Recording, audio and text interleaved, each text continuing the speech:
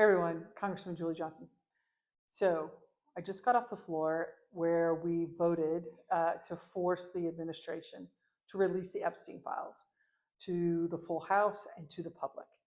It was ultimately almost a unanimous vote. You know, these Republicans have been dragging their feet, doing everything they can to block and obstruct the release of the files until became very, very clear that this was going to happen.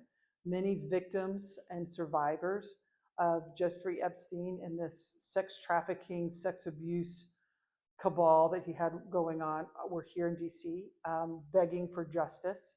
That is what we need to see, is accountability.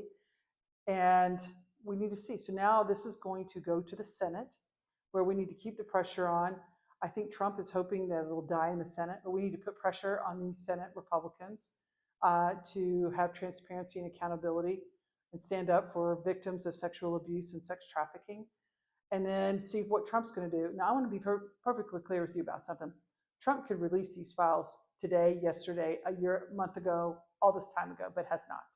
He has the full ability to release anything. And in fact, they've done absolutely just the opposite. They've done everything they can to hide, cover up, have a White House cover up to keep the truth from coming out, because I think we all suspect what's in those files. So we got to keep the pressure on, because in this country, in the United States of America, we need to stand up for women. We need to stand up for victims of sexual abuse, for sexual trafficking. And no matter how powerful you are or how powerful you think you might be, you will be held account.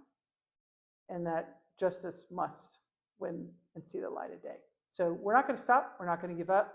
But that requires you to be engaged too. So demand release of the files, demand accountability, demand transparency. We'll keep you posted.